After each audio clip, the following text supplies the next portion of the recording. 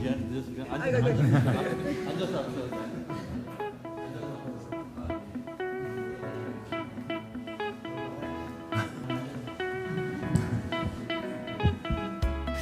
반갑습니다. 대통령 비서실장 겸 청년 미래 자문단장 강훈식입니다.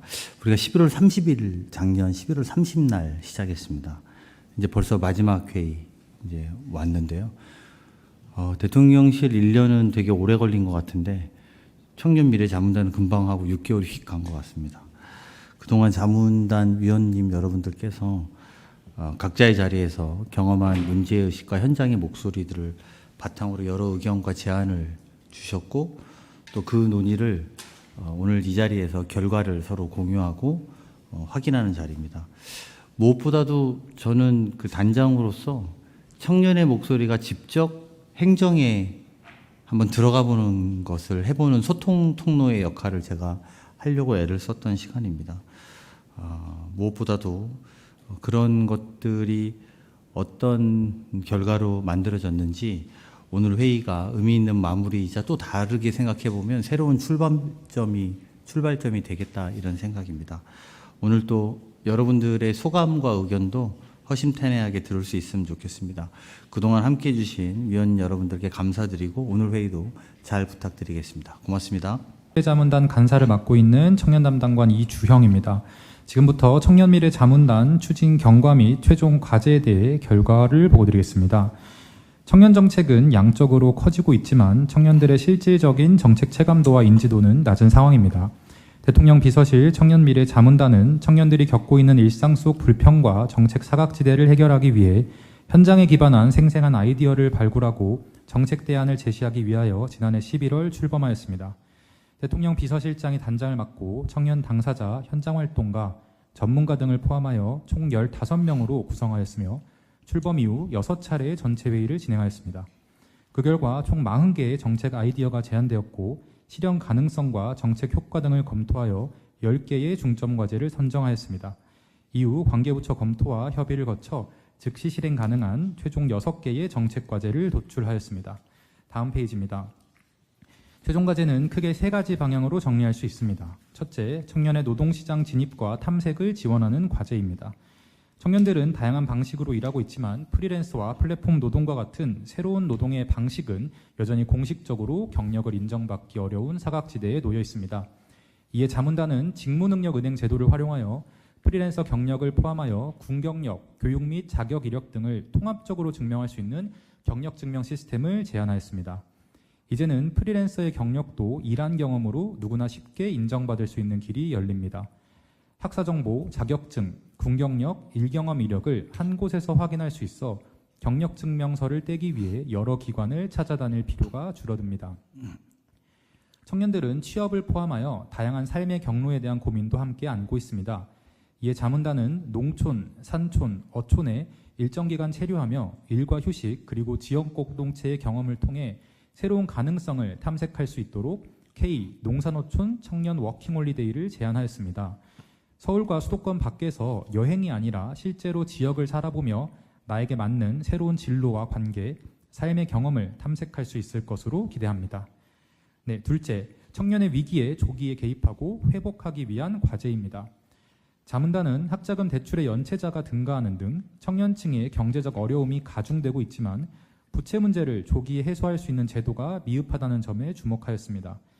이에 학자금 대출을 연체하는 채무위기 청년을 조기에 발굴하고 단기 연체자에 대해 연체 장기화를 예방할 수 있도록 신용, 재무상담과 채무조정을 연계하는 원스톱 지원 체계를 제안하였습니다.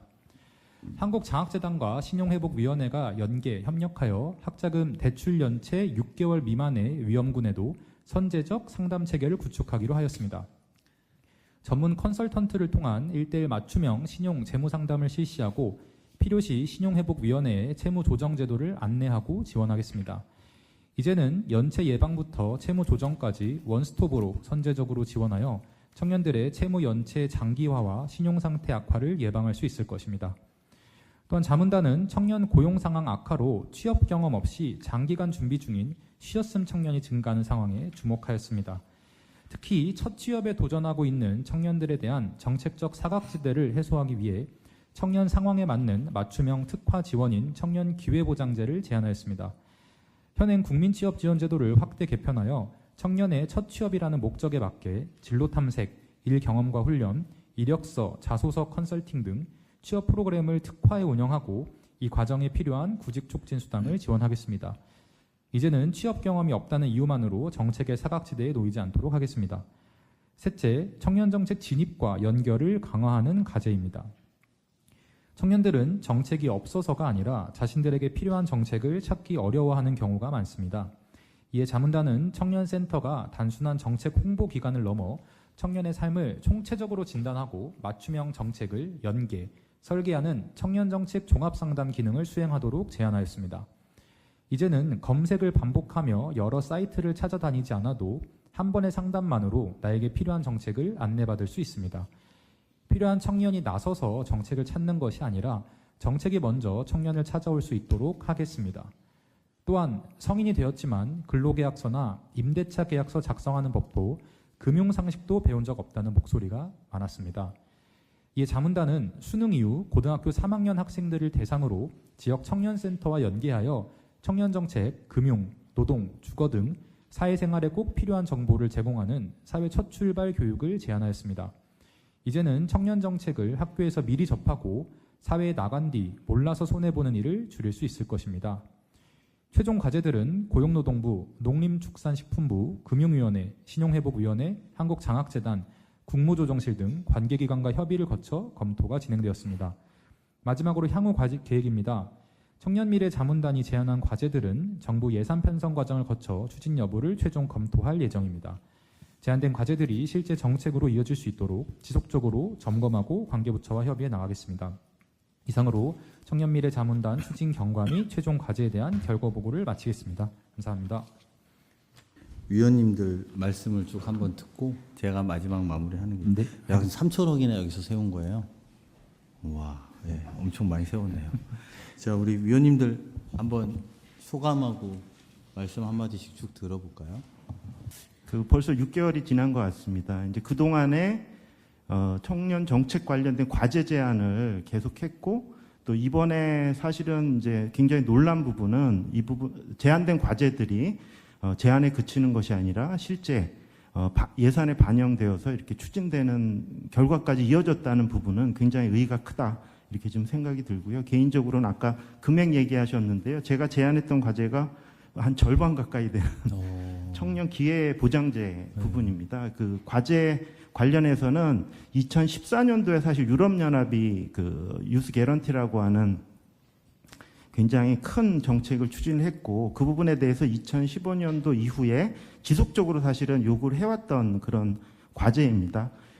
그럼에도 불구하고 실제로는 지금까지 이게 원래 취지대로 좀 추진이 안 됐었는데, 앞서도 좀 말씀을 해주셨지만, 그러니까 취업 경험이 없는 청년을 지원하는 제도거든요, 유럽에서는. 근데 우리나라는 취업 경험이 있는 경우에 그거 6개월 이상의 어떤 그런 부분, 경과한 시점에서 지원하는 형태로만 이루어져 왔습니다. 근데 이번에 취업 경험이 없는 청년들을 지원해주는 형태로 이렇게 도입이 됐다는 점에서 의의가 크지 않나 생각이 들고요. 특별히 학교 졸업자들이 지금 한국은 한 11개월 걸려서 취업이 되고 있고, 그리고 3개월 미만 이제 조기 취업하는 비율이 굉장히 낮은 그런 상황입니다. 지금 매년 낮아지고 있고요. 지금 졸업생들이 앞이 좀 캄캄한 그런 실정에서 특히나 AI 때문에 또 좋은 일자리들이 없어지는 거 아닌가라고 하는 지적도 되고 있는 상황이기 때문에 저는 그 청년 기회보장제라고 하는 제도 도입이 조금 전환점이 될 수 있지 않을까 하는 그런 기대를 갖게 됩니다. 그래서 의의가 크다라는 말씀 드리고요.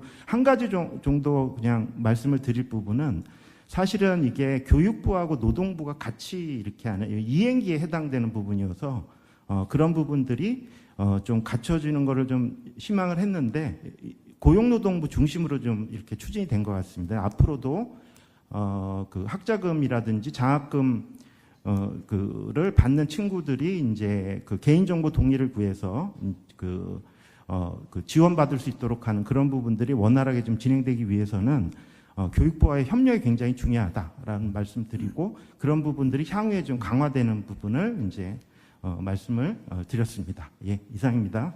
네. 예. 저도 연구조사를 많이 하면서 이렇게 정책이 빠르게 효능감 있게 도입을 참여 경험한 거는 손가락 안에 꼽을 정도로 하는 것 같습니다. 아마 비서실장이 많이 힘을 실어줘서 그런 것 같고요.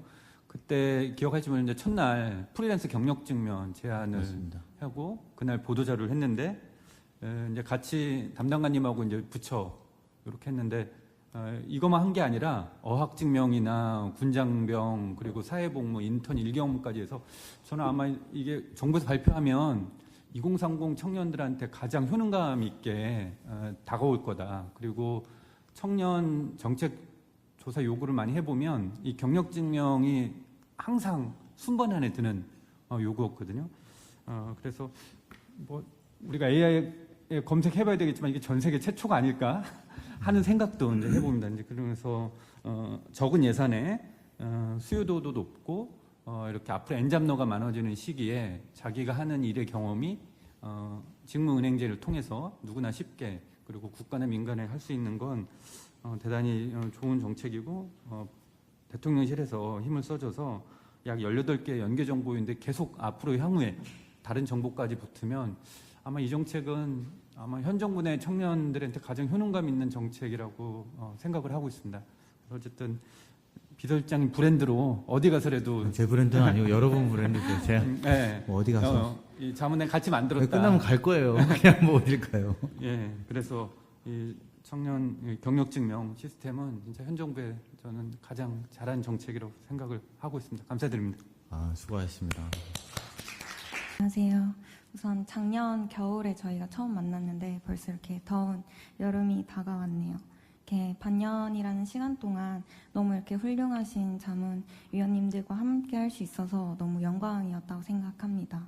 사실 처음 이거 자문단 하겠냐고 연락을 받았을 때는 이렇게 대단한 자리인 줄 몰랐었는데 비서실장님이 잘 이끌어 주셔서 이렇게 잘 마무리가 된 것 같습니다. 이제 제가 자문단 활동을 하면서 가장 크게 느꼈던 점은 우선 정부에서 이렇게 청년들을 위해서 정말 많은 관심을 가지고 있고 지원을 해주려고 노력을 하고 있구나라는 거를 가장 크게 실감을 할 수 있었던 것 같습니다. 그래서 저도 자문위원이지만 정책 당사자로서 굉장히 많은 감사함을 느끼고 있는 것 같습니다.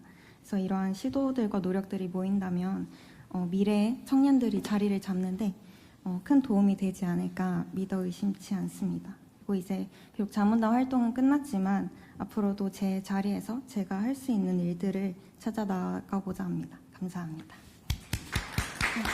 저는 이제 청년 세대 부채 문제와 관련한 현장의 이야기를 전달하고 정책하는 이제 이야기들을 그동안 드렸는데요. 사실 굉장히 기쁩니다. 한국장학재단의 학자금 대출의 조기 연체자들의 신용회복을 교육부와 또 신용회복위원회가 같이 이 문제를 해결하겠다고 의지를 낸 것 자체가 굉장히 감사한데 사실 강우신 실장님께서 처음 이 회의를 하셨을 때 그냥 말로 끝나는 회의 하지 않겠다는 약속을 지켜주신 것 같습니다. 사실 제가 제안했던 정책은 예산이 하나 되지 않았습니다. 그 말은 사실은 새로운 정책을 만드는 것도 중요하지만 있는 정책들을 어떻게 연결하는 것이 중요한가를 반드시 보여주셨던 것 같습니다. 한국장학재단의 학자금 대출에 이제 조기 연체자들을 지원한다라는 것은 사실 이제 정부의 학자금 대출은 굉장히 안전한 대출이라고 하지만 그 연체자들이 여전히 증가하고 있고 이들이 우리가 안전하게 빌리고 안전하게 관리할 수 있도록 정부가 적극적으로 돕고 있다라는 그런 이제 불안감을 낮춰주는 정책이라고 봐주시면 좋을 것 같습니다. 특히나 이 자리에 또 하준경 경제성장 수석님께서 와주셔서 굉장히 반가운데요. 제가 수석님께서 그동안 말씀하셨던 게 이 높은 주거 비용이 청년 세대의 가처분 소득을 줄이고 노동을 통한 소득보다는 부동산 소득을 통한 자산 증식 속도가 높아지다 보니까 사실 사회적 상실감이 높아지고 있다. 이런 부분들, 사회적 양극화를 좀 줄이는 부분들을 고민해야 된다는 것에 굉장히 관심을 갖고 계시는 걸로 알고 있습니다. 얼마 전에 또 한국은행에서 소득 양극화와 자산 양극화가 청년 세대에서 급격하게 증가하고 있다. 정부가 이 부분에서 주목해야 된다라고 보고 있기 때문에 또 수석님께서 또 앞으로 좀 관심 갖고 이 부분에 대해서 이야기해 주시면 너무 감사하겠다라는 말씀을 꼭 전달하고 싶습니다. 그래서 효능감 있는 자리 만들어 주셨고 실장님께서 그 약속을 지켜주신 부분에 대해서 정부에 대한 신뢰감을 청년들도 분명히 느낄 거라고 생각합니다. 감사합니다. 저는 사실 그렇게 각 잡고 이야기를 준비하진 않았었는데 저는 오늘 발표해 주신 6번째 정책 고등학교 3학년 예비 청년들 대상으로 청년 정책 안내하는 사업 제안했었고요. 사실 이게 진행되는 과정을 보면서 되게 기쁜 마음보다는 되게 감사하다라는 생각 되게 많이 했었던 것 같아요. 제가 이 위원회 처음 제안받았을 때는 사실 직함이 굉장히 좀 간지가 난다, 멋있다 그런 생각 외에는 어떤 역할을 실제로 할 수 있고 뭔가를 만들어낼 수 있을 거란 기대가 별로 없었는데 첫 회의에서 비서실장님 얘기하시는 거 듣고 진짜 뭔가 좀 던져볼만 하겠다, 해볼만 하겠다라는 생각이 들었던 것 같아요. 그래서 실제로 여러 위원님들이 던지시는 거 보면서 저도 덩달아서 이전에 아쉬웠던 사업들, 못했던 기관에서 해보지 못했던 여러 부처의 협동이 필요한 사업들 제안을 했는데 실제로 이게 진행되는 과정들을 시시때때로 어떤 논의가 진행되고 있고 어디까지 추진됐는지를 공유를 받는 게 엄청난 효능감 얘기 계속 하게 되는데 엄청난 효능감이었던 것 같아요. 제가 많지는 않지만 여러 지자체에 고립위원회나 사업위원회들을 들어가 있기도 한데 행정이랑 그런 식의 관계를 맺으면서 효능감을 느낀 적이 저는 솔직히 말해서 한 번도 없었거든요. 근데 그 과정을 경험하게 된 게 너무 새로웠고 사실 그래서 위원회 활동 끝나게 되면서는 심지어 아쉬운 거예요. 더 제안할 걸, 더 좋은 사업들 제안할 걸. 고립사업이 사실 지금 좀 신생 시기거든요. 그래서 이거에 대해서 뭔가 피드백을 주고 수정사안을 제안을 하는 게 제 입장에서 조심스러웠기 때문에 많이 참았어요. 그래서 진짜 아쉽다 이런 생각이 들었고 사실 그거보다 더 큰 생각은 이 여러 위원회들이 내가 참여하는 이 위원회들에서도 이런 효능감 느끼려면 어떻게 해야 되나? 라는 생각 많이 했고 그래서 이 비서실에 이분들이 어떻게 일을 하시는지 일을 어떻게 만들어 나가시는지를 좀 눈여겨보려고 했는데 잘 보이진 않았고요. 되게 네, 다른 위원들이 이 청년들이 왜 일정 캐파를 또 배정을 해야 되는 위원들이 엄청 많잖아요. 근데 이런 위원들이 실제로 작동하는 위원회로 굴러가려면 어떤 전환이 필요한가라는 이야기를 사실 좀 오늘 해보면 어떨까라는 생각도 사실 좀 들었습니다. 저는 사실은 어떤 정권이 들어서든 성공하기를 바라거든요. 근데 이번 정권은 진짜로 성공했으면 좋겠다는 마음이 생겼고 그렇게 될 거라는 믿음이 생겼던 것 같아요. 여기 비서실에 계신 위원님들뿐만 아니라 비서실에 계신 분들이 얼마나 워커홀릭인가. 그래서 제가 진짜 쉬엄쉬엄 하시라는 얘기를 일상에서 되게 많이 하는데 여기서는 그 얘기를 못 하겠더라고요. 그래서 그냥 열심히 하시고 건강하시기만 바라겠습니다. 네, 감사합니다. 네, 저는 더가능연구소의 정현미라고 합니다. 반갑습니다. 저는 이 자문단 위원으로 참여하면서 누가 어떤 문제의식과 목적성을 가지고 문제를 해결하고자 하느냐에 따라서 결과물이 굉장히 달라질 수 있구나라고 하는 것을 되게 많이 느꼈는데요. 위원님들이 이제 여러 측면의 제안을 해주신 것에 취지를 공감하고 속도감 있게 챙겨주셔서 실장님과 이주영 담당관님 되게 고생 많으셨고 감사합니다. 그러다 보니까 이제 세부적인 과제에 대한 추진의 과정에 저는 한 2가지 정도의 큰 이제 정책의 향후에 좀 챙겨봐야 될 게 있다라고 하는 게 있었는데요. 무엇이 결과를 달라지게 만들었는가라고 하는 측면에서 저는 약간 2가지 메커니즘이 돌아가지 않았나 싶었는데 하나는 참여의 방식을 어떻게 구조화하고 변화해야 하는가라는 것과 또 하나는 컨트롤 기능을 누가 어디에서 어떻게 해야 하는가가 실질적으로 결과물이 달라질 수 있구나라고 하는 측면에 좀 평가 내지는 이제 인사이트가 있었고요. 앞서서 이야기해 주신 것 중에 하나가 이제 청년이 참여하는 여러 위원회가 있는데 사실은 이게 거의 약간 할당제 수준으로 그리고 또는 분기마다 채워지는 방식이다 보니까 저는 사실 위원회 전면적으로 한번 좀 어디에서 어떻게 챙겨가고 있고 이제 어떤 활동들을 하고 있는지 한번 좀 전반적으로 좀 점검이 필요하다고 생각이 들고요.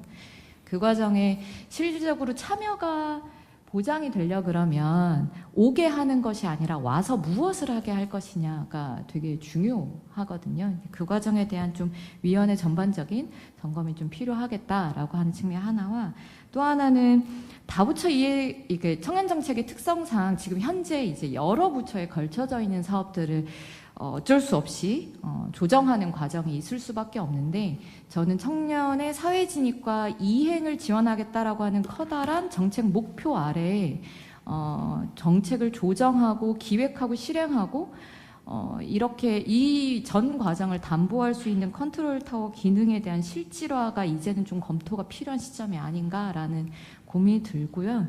그런 측면에서 청년정책 제도화의 좀 시즌2 같은 측면에 준비와 고민이 필요한 시점이다라는 생각이 이번에 이제 자문단 하는 과정에 더 많이 들었고요. 여러 분야에서 좀 다른 시선에서 이야기를 좀 같이 나눠주신 위원님들 덕분에 저도 좀 많이 학습이 되었습니다. 모두 고생하셨습니다. 감사합니다.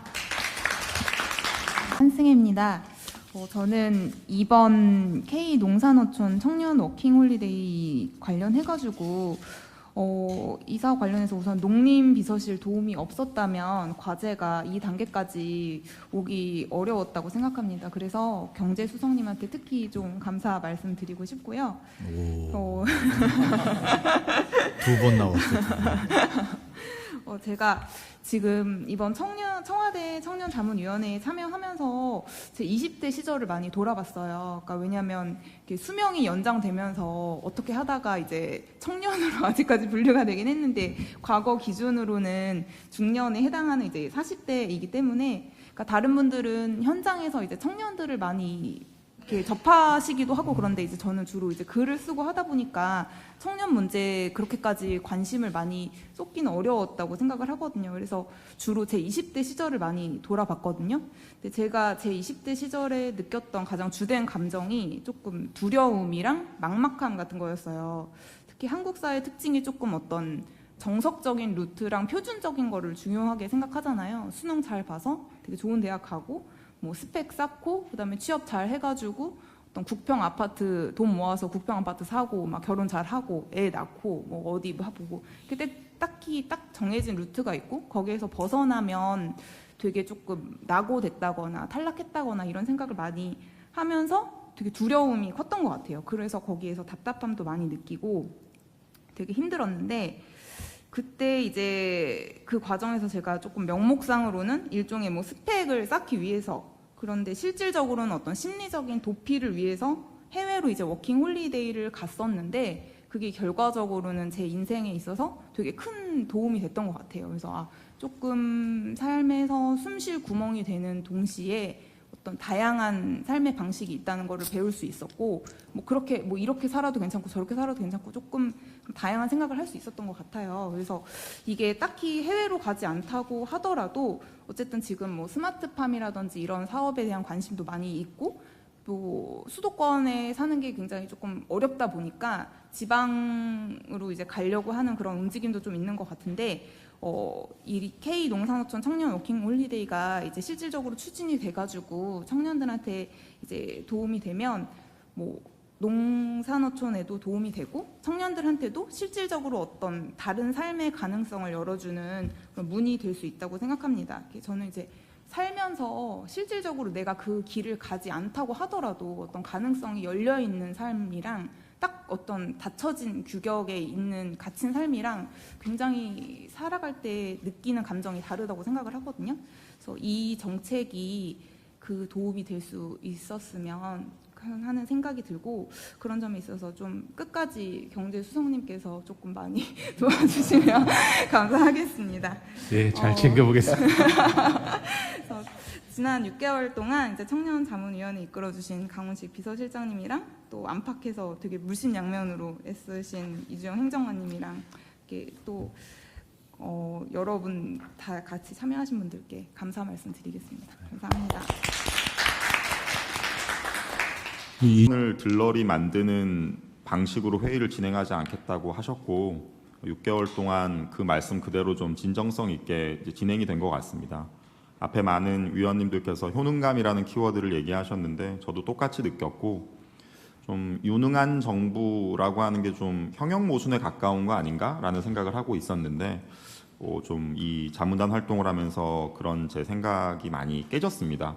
특히 이주영 행정관님께서 혼자서 하시기 되게 어려운 여러 가지 다부처들 간의 소통이라든지 위원들의 아이디어를 어떻게 해서든 디벨롭하기 위해 노력해 주셨던 모습이 너무나 좋았고요. 다시 이 자리를 빌어서 감사하다는 말씀 드립니다. 좀 좋은 말씀을 앞에서 많이 해주셨으니까 저는 좀 아쉬운 말씀을 조금 보태려고 합니다.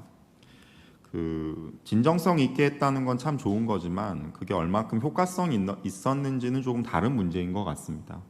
많은 논의 과정에서 청년을 여전히 어떤 수혜의 대상으로 보고 어떻게 하면 더 챙겨줄까, 어떻게 하면 더 나눠줄까에 좀 몰두했던 것이 조금 아쉬웠습니다. 청년들은 더 많은 기회를 갖기를 바라고 있고 더 위를 바라보고 있지 그 하방에 대한 정책 논의의 대상으로만 본인들이 이렇게 프레이밍 되는 걸 좀 자존심 상해한다고 생각을 합니다. 그래서 좀 더 많은 기회를 이제 누릴 수 있게끔 청년들에게 뭐 AI 정책을 중심으로 해서 저는 그런 말씀을 좀 많이 드렸는데요. 좀 제 부족함 때문에 그게 좀 반영은 좀 덜 됐습니다. 그래서 앞으로도 이미 생각하고 계시겠지만 비서실장님께서 이제 청년 AI 정책을 계속 관심 가져주시면서 청년들에게 더 많은 기회가 돌아갈 수 있도록 해주셨으면 좋겠습니다. 다 아는 말씀을 조금만 더 첨언드리자면 굉장히 새로운 기술이 나올 때마다 막대한 부가 생기고 그 부에 접근할 수 있는 기회들이 열립니다. 저는 지금이 그런 기회라고 생각을 하고 그 기회들이 양극화되어 있다고 생각합니다. 어떤 청년은 AI에 쉽게 접근해서 더 많은 기회를 누리지만 어떤 청년들은 사실 AI가 뭔지에 대한 어렴풋한 개념만 갖고 있는 경우들이 많습니다. 그래서 저희가 이런 정책 수혜 대상을 삼을 때 이런 어떤 자립의 하방뿐만이 아니고 이 기회의 하방이 충분히 지켜지고 있는지를 청년의 기회의 양극성 측면에서도 좀 살펴봐 주시면서 더 많은 기회들이 돌아갈 수 있도록 좀 관심 가져주시면 감사하겠습니다. 처음에 저희가 출범할 때 이게 자문단이기 때문에 사실 듣기만 하고 끝내도 됩니다. 근데 이제 듣는 걸로만 끝내지 않겠다고 비서실장님께서 하셨고 사실 저는 실제로 그 이행은 예산이라고 보는데 지금 신규 사업 예산이 3천억 원이 확보가 된 거고 뭐 아직 국회를 통과해야 되긴 하겠지만 이거는 정부 부처가 특별하게 행정권부가 없는 상황에서 여러 부처들의 협의를 하고 나눠줘가지고 만들어낸 성과이기 때문에 더 의미가 있고 저희들이 효능감을 느끼는 거고 대신에 이제 올해 사업 실적을 잘 챙기셔가지고 내년에도 이 사업이 좀 지속될 수 있도록 또 부족한 부분을 고치실 수 있도록 연말까지 한 번 더 챙겨주시길 좀 부탁드리겠습니다. 저는 두 가지를 좀 크게 좀 말씀드리고 싶은데요. 이제 우리나라에서 이제 정년 연장 논의가 좀 저는 될 거라고 생각을 합니다. 그런데 정년 연장을 하면은 사실 대한민국의 노동법은 상당히 정규직들을 저도 정규직이지만 많이 보호하는 노동법입니다. 그런데 이 상태로 그대로 이제 50대, 60대 세대들이 정년 연장이 된다면 청년들의 기회가 줄어들 수밖에 없고요. 지금도 일자리가 늘어나는 것은 주로 60, 70대짜리고 청년들은 저희가 계속 쉬었음 논의를 한 것처럼 일자리 진입에 어려움을 겪고 있습니다. 그런데 이 부분에서 좀 더 이제 청년 친화적인 그런 정년 연장 논의가 돼야 된다고 생각을 하고요. 그 인간의 행복에 대해서 연구한 긍정심리학자들이 사람의 행복을 세 가지로 나누는데 뭐 그게 쾌락이 있고 몰입이 있고 의미가 있는데 우리나라에서는 일단은 일자리를 들어가야지 자기가 몰입할 수 있는 기회를 얻고 또 우리나라가 비혼 출산이 거의 없는 나라지 않습니까? 삶의 의미는 가족에서 주는 의미가 큰데 그런 일자리 진입이 늦어지면은 지금도 초혼 연령이 34세, 32세 이런 상황이라서 그 이상의 의미를 찾는 것도 늦어지기 때문에 어려움이 있다고 보고요. 두 번째 문제는 지금 저희가 관계 인구를 농어촌과 늘리는 거나 아니면 지역 청년들의 문제들을 균형 발전을 하자고 이야기를 했는데 사실 저는 청년들이 직접 귀농을 하는 거나 하는 부분들에 대해서 좀 걱정을 많이 합니다. 왜냐하면 농림, 축산, 그런 어업 같은 경우는 대규모 장치 산업이고 리스크가 큰데 청년들이 갔다가는 빚쟁이가 될 수 있거든요. 정책자금 대출이 많을수록 그게 더 위험한데 오히려 저는 지금 50대, 60대들이 지방으로 많이 내려가도 정책 설계도 그렇게 해서 내가 이제 아파트 말고 다른 대안적인 주거를 하고 싶다 아니면 5도 2촌이나 세컨하우스를 더 갖는 게 부담이 안 되게 해서 그 사람들을 내려보내야지 청년들한테 오히려 지금 수도권에 이제 그 과반이 살고 있는데 그 세대들이 빠져나가줘야지 그 인구들이 이제 청년특위 더 갈 수 있는 기회가 생긴다고 생각해서 앞으로의 정책 방향에서 그 두 가지 방향이 좀 청년들한테 큰 도움이 될 것 같습니다. 저는 니트생활자 전성신이라고 합니다. 저도 겨우 한겨울에 만나가지고 지금 이렇게 가벼운 옷차림으로 만나니까는 시간이 어떻게 이렇게 지났지 하는 그런 생각들도 많이 들고요. 다른 부처에 뭐 자문회의 가보기도 하고 하는데 일회성인 그런 자문회의 가서 이렇게 말씀 얹고 그냥 돌아올 때 좀 느끼게 되는 회의감 같은 것들도 솔직히 이제 많이 느끼기는 하거든요. 근데 생각보다 이렇게 장기간 이렇게 함께 프로젝트 단위로 이렇게 진행을 하면서 느꼈던 처음에 말씀하셨던 이렇게 좀 문제에 이렇게 천착하기보다는 문제 해결 중심으로 갔으면 좋겠다라고 했던 그런 말씀들을 좀 체감할 수 있는 그런 기회였다고 좀 생각을 합니다. 저도 좀 아쉬운 부분들도 있기는 있어요. 첫날에 뭐 지금 현재 사회적으로 많이 대두되고 있는 뭐 고리운동 청년이라든지 뭐 니트 청년이나 셔츠 청년 관련돼 가지고 논의들이 좀 나오기는 했지만 그 문제들 직면해서 해결하기에는 그 좀 정책으로 만들어내는 게 어려운 부분들도 있다 보니까는 포괄적인 어떤 정책의 그 측면에서 지금 저희가 제안을 하게 된 부분들도 있다고 생각을 하긴 하거든요. 근데 어떻게 보면은 다부처 간에 이렇게 조율을 할 수 있는 비서실에서 할 수 있는 역할이지 않을까 또 생각하는 부분들도 있고요. 저 강화에서 청년센터 운영을 하고 있는데 고등학생들이 좀 와요. 시험 기간 되면은 와서 시험 공부하고 가고 갈 곳이 없어서 아이들이 스카 아니면 갈 곳이 없어요. 그래서 청년센터 와가지고 쉬기도 하고 놀기도 하고 공부도 하고 이렇게 하는데 그 장면들 보면서 좀 고등학생들하고 연계하는 부분들 좀 염두에 두고 뭔가 만들어주면 좋겠다라고 생각은 했었거든요. 근데 이렇게 정책적으로 만들어져서 전국 단위로 뭔가 실험을 이제 시작을 해볼 수 있다라는 부분들이 저는 좀 장기적인 관점에서 의미 있는 출발이라고 또 생각하는 부분들도 있습니다. 6개월 동안 모두 수고 많으셨습니다. 감사합니다. 전혜로입니다. 아주 이거 하면서 했던 그냥 기억으로 이야기를 해보고 싶은데요. 세종시를 두 번인가요? 한 번인가요? 한 번 갔었잖아요. 그리고 그 수석님도 커피도 먹고 그랬는데 그때 이제 역시 뭐랄까 그 지방 청년들이 처해 있는 교통의 현실이랄까 저기 비서관님이 시간 없다고 오송역까지 3만 원 내고 택시 타고 같이 타고 갔었던 그런 기억들이 나고 이런 이야기를 말씀드리는 게 다른 이유가 아니라 이제 저기였죠. 뭐 다양한 위기들 속에 있는데 제가 관심이 있었던 문제가 이제 그 지방의 교통 네트워크를 어떻게 살릴 거냐 이런 얘기들을 지금 준비하고 있었는데 불행히도 이제 뭐 많이 준비하지 그러니까 여기는 제출을 못해서 아쉽습니다만은 어쨌든 그때 뭐랄까. 이런 근본적이고 장기적인 과제들을 역시 이제 같이 논의하면서 또 동시에 이제 효능감을 얻을 수 있는 이런 기회들이 계속 이어졌으면 좋겠다는 생각이 역시 들었습니다. 뭐 이 말씀이 제일 중요할 것 같네요, 역시. 네. 끝. 네, 끝. 네. 네, 안녕하세요. 부산과 전국에서 청년들의 사회구조적 문제를 제도를 통해 개선하는 활동을 하고 있는 정서원이라고 합니다. 저는 이번에 이제 반영된 과제 중에 그 청년정책 진입상담이 이번에 이제 진행이 된 게 되게 큰 진전이라고 생각을 합니다. 제가 현장에서 청년들을 만나면 사실 청년이기 때문에 정책을 플랫폼으로 많이 안내를 하고요. 그렇다 보니 피로도나 문턱이 되게 높은 편입니다. 그리고 그에 따라서 사실 청년정책으로 내가 뭔가를 받을 수 있을 것 같아라고 하는 기대치도 굉장히 낮습니다.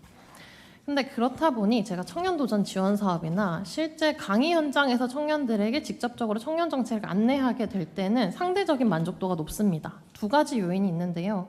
첫 번째는 강의 전에 보편적으로 어떤 상태에 놓여져 있는지 청년들을 확인하고 가기 때문에 이들을 위한 정책을 구조화해서 안내를 합니다. 별도의 플랫폼을 제가 만들어요. 다 볼 수 있도록. 두 번째는 만나서 직접 설명해 준다라고 하는 측면에 대한 만족도가 굉장히 큽니다. 이것들을 참고한다고 하면 현재 무엇이 문제인지 사실 확인이 되는데요. 그런데 지자체나 아마 청년들 많이 만나게 되시면 청년 문제에 대해서 뭐가 제일 문제냐라고 물으시면 아마 홍보가 문제라고 많이 이야기들을 들으실 겁니다. 근데 사실은 홍보가 문제가 아니고 필요한 사람들에게 필요할 때 정책이 가닿을 수 있게 하는 지원 체계가 부재한 게 지난 10년간의 청년 정책의 문제인데요. 그렇다고 한다면 이 체계가 왜 중요하냐라고 했을 때 지난 청년 정책은 이제 양적 증가를 이뤄냈습니다. 그럼 그 다음은 이것을 어떻게 전략적으로 잘 전달할 것인가가 필요한데 사실 이 과정에는 청년센터의 역할이 굉장히 중요합니다. 왜냐하면 청년센터가 현장감을 느껴야 어떤 청년들에게 어떤 방식으로 정책가 구조화해서 전달이 돼야 되지를 않은데 사실 만날 만한 접점이 없었기 때문에 이 전략을 세우지 못한 측면도 있습니다. 그리고 청년은 찾아갈 수 있는 곳이라고 하는 생각을 못했기 때문에 이 두 수요가 맞지 않았던 거죠. 그래서 이번에 이 전달 체계, 진입 상담에 대한 것들은 지난 정부도 못했고 문제를 담당해야 될 국조실도 못했는데 이번에 비서실장님을 통해서 시작을 하게 됐다라고 해서 너무 다행이다는 생각이 들고요. 이제 제가 드디어 강의를 나가서 청년들에게 이제 청년센터 가면 상담 받을 수 있어. 한번 가서 한번 상담을 받아보세요라고 이야기할 수 있어서 너무 다행이라고 생각을 합니다. 그렇다고 한다면 전 이제 다음 과제를 조금 제안을 해드리고 싶은데요. 무엇이냐면 정책의 신뢰가 떨어지고 있고 그리고 정치의 냉소나 이탈이 되는 측면은 사실상 거리감에서 비롯된다고 생각합니다. 모든 정보와 관계를 온라인에서 다 접하고 있는 환경을 어떻게 바꿀까에 대한 고민을 해봐야 된다고 생각을 하는데요. 핵심은 청년 가까이에 사람을 두는 것이고 오프라인에서의 만남을 장을 마련하는 것이라고 생각합니다. 어쨌든 신뢰는 마주봐야 생기는 거고 저도 이번에 이 과정을 통해서 비서실장님에 대한 신뢰도 생겼는데요. 네, 실제로 이제 청년들도 안전하게 대면하는 것에 대한 갈증도 굉장히 높기 때문에 청년들이 청년센터 가면 상담만 받게 할 거냐, 그 다음에 원데이 클래스만 받게 할 거냐, 그리고 또 연계를 해서 딴 데 가라고 안내를 할 거냐를 넘어서서 더 많이 만나고 이들이 만나서 대화하고 청년 또래와 사회와 관계 맺도록 지원하는 공적 시스템이 이제 청년센터에 탑재가 되어야 된다고 생각합니다. 그래서 이번 정부에서 비서실장님 임기 내 꼭 이 청년센터 문제는 해결해 주셨으면 좋겠습니다. 감사합니다. 많이 한 사람인데. 네, 첫 회의 하고도 저는 사실 첫 회의보다 저희가 이제 청년재단에 모여서 함께 토론했던 그날이 굉장히 기억에 남는데요. 이제 그 전까지만 하더라도 이제 각자가 가지고 있는 그냥 아이디어를 하나씩 꺼내는 수준에 불과했다면 저희가 한 2번에 거쳐서 꽤 긴 시간 동안 함께 모여서 집단적으로 지금 한국 사회에 좀 시급한 문제가 뭘 거냐, 우리가 지금 당장 실행할 수 있는 최우선 과제가 뭘까를 좀 집단적으로 토론하고 숙의하는 과정을 거쳤던 게 좀 기억에 남습니다. 아마 그 과정을 거치면서 서로가 각자 가지고 있는 문제인식이나 방식이나 경험들을 좀 많이 충실히 공유도 하고 함께 좀 너의 과제 나의 과제가 아니라 우리 모두의 과제 이렇게 좀 할 수 있었던 여러 가지 의미가 있었던 것 같아서 앞으로도 오늘 관계 이후로도 또 많은 도움과 역할을 좀 부탁드리고 싶다는 말씀을 드리겠습니다. 감사합니다. 여러분도 고생 많으셨고 또 앞으로도 요때 요 마음과 에너지 좀 잘 생각해서 또 기억해서 많이 도와주셨으면 좋겠습니다. 자, 이제 우리 청년미래 자문단 회의를 모두 마치겠습니다. 수고 많으셨습니다. 박수 부탁드립니다.